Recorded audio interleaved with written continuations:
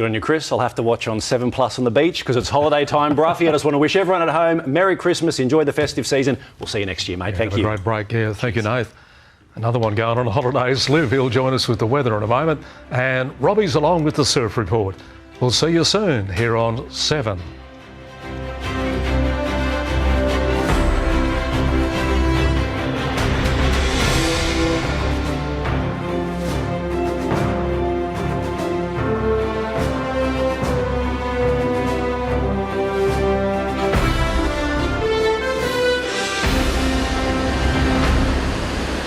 Good evening, Livio, Regano with tonight's weather. A heatwave warning's been issued for southeast Queensland for an extended spell of intense humidity as northerly winds develop in the wake of ex-Jasper. Afternoon and evening thunderstorms will be a regular feature of the daily weather during this period, some of which may be severe as they were in Brisbane this afternoon, so please stay abreast of warnings. Now, the current temperature trend is quite clear, exceptionally warm at night across the Sunshine Coast, but only inland towns like Gympie and Nambour are getting the really high max temps. Satellite loop looks pretty interesting. Firstly, up north, you've got to remember these cyclones, even once they're dead, they're still very powerful monsoonal low pressure system, which this one is. And it's just been absolutely hammering rain all day around North Queensland, despite the fact that the crossing was now 2 days ago. The system will eventually move into the Gulf of Carpentaria. Probably won't re-intensify into a cyclone, but it may. There's a small chance. Meanwhile, of course, these little puffy clusters of white clouds are thunderstorms, some of them severe. They got going early this afternoon near a trough, and 1 or 2 really nasty hail ones went through Brisbane. There's a chance we might get one here later tonight.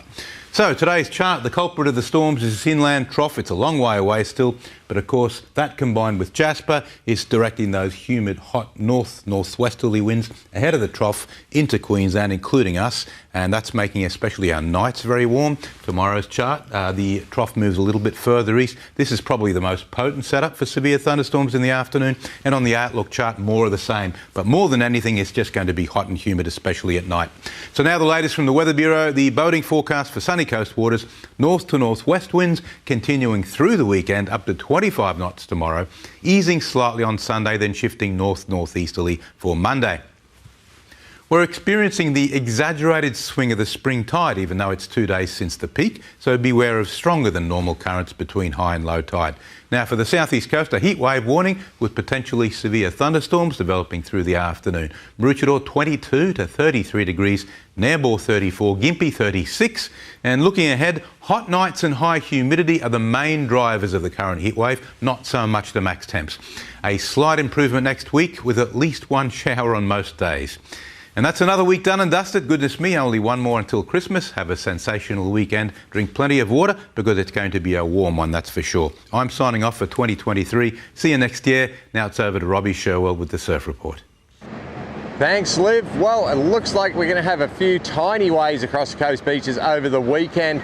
The swell is only going to be around that 1/2 to 2/3 of a metre from the southeasterly direction, about 9 to 10 second intervals. Now, we're expecting, according to the forecast, 10 to 15 knot nor'westers tomorrow morning and then swinging northeasterly and getting quite strong, up close to 20 knots through the afternoon. On Sunday, the winds are supposed to be a fair bit lighter, light nor'westers and then swinging northeast through the afternoon and only getting around that 10 to 12 knot mark. Now, the tides, they're very high at about 10:30 tomorrow morning, 11:30 on Sunday, anywhere between 1.9 and 2 metres. If you're out there looking for a wave, it does get that little bit better as the tide starts pushing back up again. So I'd say about 8 a.m. It's going to be those open beaches that are the biggest and more protected, up between Peregian and Sunshine, Urumba's worth a look, Twin Waters and the Kawana stretch. That's for surfing. For swimming, just remember, even though the surf is quite small, with these high tides, the ocean is a dangerous place, particularly as the tide starts dropping back out again. There's going to be a few really strong rips and currents. Pay heed to lifeguards' warnings